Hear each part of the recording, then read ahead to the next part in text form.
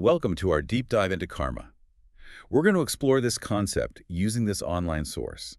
It breaks down karma into these laws. It's not some cosmic punishment system. It's a framework for understanding how our choices shape our reality. So what is karma, really? Think of it like cause and effect, but with a twist.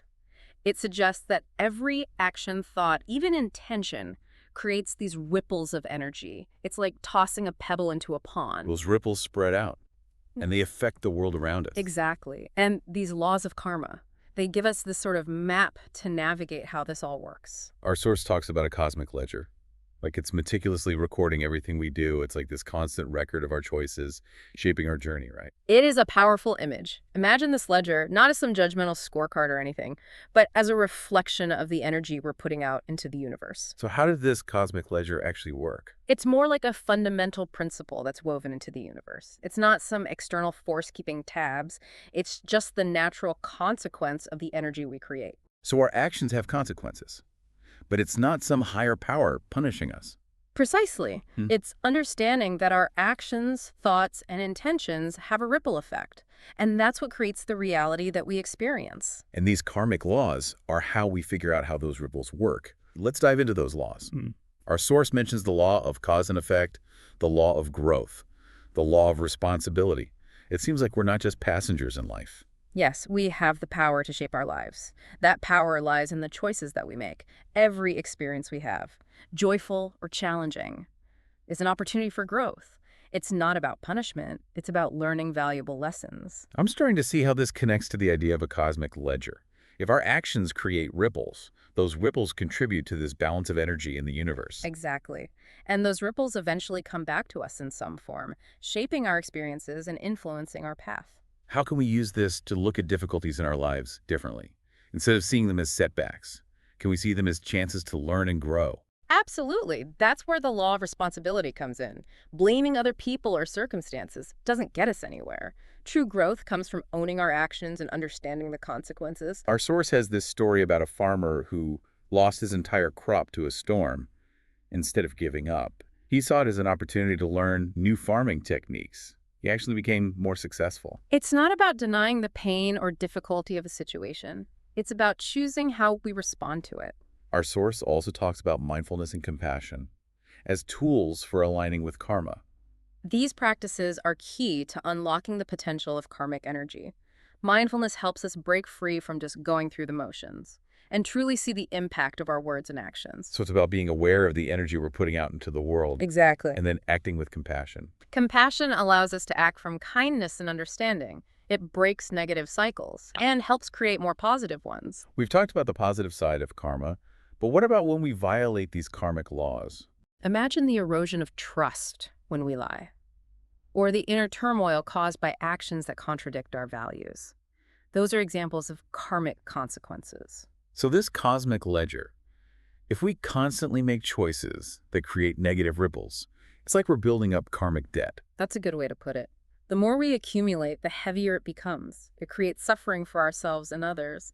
But just like we create negative karma, we can create positive karma by making choices that are aligned with compassion, kindness, and integrity. So it's about making conscious choices to create more positive actions and intentions. Exactly. It's about choosing the kind of energy we want to bring into the world. Our source says our intentions matter. It's not just what we do, but the energy behind it. Think about it. You could give someone a gift with genuine love and generosity, or you could give that same gift out of obligation or to try and impress someone. The action is the same, but the energy is completely different. So it's about cultivating genuine intention of kindness and compassion. Precisely. That's true alignment with karma. That makes me think. Are your actions driven by ego and greed? Or love and selflessness? What kind of impact are you having on the world? That's a powerful question. It highlights the importance of self-awareness and intentionality in our choices. Okay, so let's get into some of these specific laws of karma. First up is the law of creation. This law reminds us that we're not just passive observers in life, we're active participants in shaping our reality. Our thoughts, intentions, and actions are like seeds we plant. What we focus on, we tend to manifest. So choosing positive thoughts is essential. We're creating our experiences through the energy we put out. Exactly. It's about aligning our inner world with the outer world we want to create. This reminds me of what the Source says about affirmations, consciously focusing on what we want to attract into our lives. It's about consciously directing those ripples. So it's not just wishful thinking.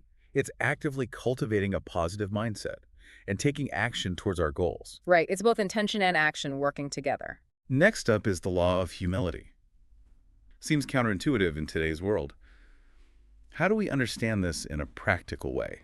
It's fascinating. Humility isn't putting ourselves down or denying our accomplishments. It's recognizing that we're all works in progress, accepting where we are on our journey. So acknowledging our strengths, but being open to learning and growing. Precisely. Recognizing that we don't have all the answers.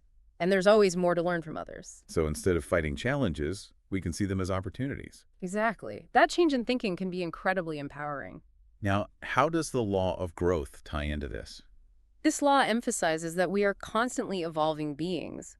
Just like a seed grows into a plant, we are constantly growing and changing. So it's about recognizing that change is natural. We have the potential to become better versions of ourselves. Exactly. And growth often requires stepping outside of our comfort zones, facing our fears, embracing new challenges. And this brings us back to the idea of karma as a journey. Absolutely. It's a continuous process. What about the law of responsibility? Yes, taking ownership of our actions and their consequences is essential for personal growth. Acknowledging how our choices contribute to our situations. Right. And once we accept responsibility, we gain the power to change. So we're the authors of our own stories, not victims of circumstance. Precisely. We have the ability to choose our response to any situation. And then there's the law of connection, recognizing the interconnectedness of everything. This law reminds us that we're all part of a larger web of life. Our actions, no matter how small, impact others. So acting with consideration and compassion is so important. We're all connected. Exactly. And that awareness can lead to better decisions. We've covered so much: the cosmic ledger, the importance of intention, and several laws of karma. It seems like karma isn't about some mystical force. It's a framework for understanding how interconnected everything is. That's a great summary. We're not just individuals living separate lives. We're interconnected beings co-creating our shared reality. That's a lot of responsibility. Yeah, But it also sounds empowering. absolutely. It empowers us to make better choices and contribute to a more compassionate world. We're going to take a quick break, but we'll be back soon to talk about more of these laws of karma and how they can be used to improve our lives. We're back. We're deep in our dive into karma, exploring its laws and how they shape our lives. We've already talked about some powerful concepts like the cosmic ledger and the importance of intention. Let's explore some more of those fascinating laws. Before the break, we were talking about the law of connection and how our actions have these ripple effects. Now let's shift to the law of focus. How does that work? This law is about the power of concentration. It suggests that we can achieve so much more when we focus our energy on just one thing at a time. So it's like comparing a laser beam to a flashlight. The laser can cut through steel because its energy is so focused, the flashlight just kind of spreads its light out. That's a great analogy. We can't do everything at once. We need to prioritize and direct our energy. So setting clear intentions, identifying what really matters, and focusing our energy on those things. Exactly. Our time and energy are precious resources. By consciously choosing where we direct them, we can create more impact. Our source even suggests that when we try to do too much at once, we actually end up accomplishing less. That's right. The law of focus encourages us to simplify, let go of what doesn't matter, and put our energy into the things that align with our values. This connects back to mindfulness too, doesn't it? Absolutely. Mindfulness allows us to become aware of when our attention is being pulled in different directions, and then gently bring it back to the present moment. Where we can make conscious choices Yeah. about what to focus on. Okay, now let's talk about the law of giving and hospitality. It feels pretty relevant today. This law highlights the power of generosity, kindness, and selflessness.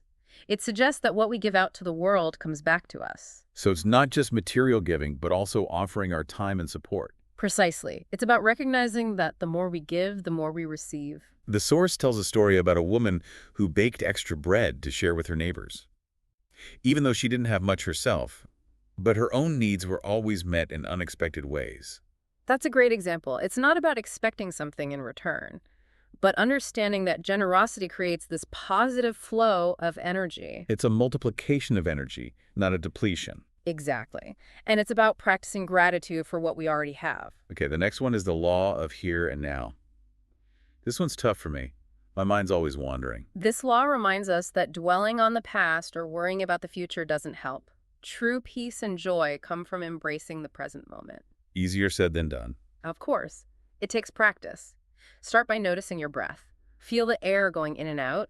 It can help bring you back to the present. Our source also talks about meditation and being in nature. Those are great ways to cultivate presence. Meditation helps to quiet the mind, and nature can be incredibly grounding. So shifting our focus from thinking to just experiencing the moment. Exactly, savoring the simple things. Now, the law of change. This law is about embracing change, recognizing that it's a natural process of growth. So instead of being afraid of change, we see it as an opportunity. But change is scary, right? It's about being flexible and open. We don't always have control over what happens to us, but we can control how we respond. Our source says to surrender to the flow of life. Trust that everything is happening for a reason. That's a great way to look at it. Okay, let's move on to the law of patience and reward. This law emphasizes perseverance and dedication. It's understanding that fulfillment doesn't happen overnight. So setting realistic goals, breaking them down into smaller steps, and celebrating progress along the way. Exactly. And recognizing that sometimes the journey matters more than the destination. Our source says to trust the timing of the universe. Letting go of the need to control everything. And finally, the law of significance and inspiration. This one reminds us that we all have unique gifts to share. By living in alignment with our values and trying to make a positive difference, we inspire others. It's recognizing that we all have something to offer. Exactly. Living with intention and purpose. Now, applying all this in real life can be hard. We're only human. That's true. These laws aren't meant to be rules to beat ourselves up with. They're guidelines to help us understand karma. It's about progress, not perfection. So using them as tools for growth. Exactly. And remember forgiveness. When we make mistakes, we can learn from them and do better next time. This brings us back to the idea of karma as a journey. Absolutely. We're all in this together. We've covered a lot today. The cosmic ledger, spiritual stagnation, all these laws of karma. What are some things you want our listeners to remember? Karma is a reflection of our choices. By understanding these laws, we can make better choices and create a better world. Absolutely. Every thought, action, and intention has a ripple effect. Beautifully said. Now, let's talk about spiritual stagnation. That sounds interesting. What exactly is it, and how does it relate to the choices we make? So we've been talking about all these laws of karma and how they can help us live better lives. Now you're talking about this spiritual stagnation. What does that even mean? It's an interesting idea. It's like when we keep ignoring these karmic laws, we're actually holding back our own spiritual growth, like a plant that's not getting enough sunlight. It might live, but it won't really thrive. Our spiritual selves are kind of like that. So it affects our internal growth too, not just the external consequences. Exactly. Spiritual stagnation is like being stuck, repeating the same bad patterns, making choices that go against our values, and ultimately feeling empty. Our source talks about this karmic loop. We keep ending up in the same bad situations or attracting the same kind of people. It's like we're trapped. It highlights how our past choices can make things hard to change. But we can break free. How? It starts with recognizing the patterns that aren't working for us. Once we see them, we can start making different choices. So like if I keep arguing with my partner about the same thing, that could be a karmic loop. It could. Look for recurring themes or situations that cause suffering. Ask yourself what you can learn from it, what you could do differently. So taking responsibility for our part in creating those patterns and then changing them. Exactly. And change is hard, but it's also empowering. Every time we make a choice that aligns with our values, with compassion, with kindness, we're changing the energy. We're breaking free from those old loops and making new positive patterns. This brings us back to karma as a journey of growth. Absolutely. It's not about being perfect. It's about learning and growing from everything we go through, even the hard stuff.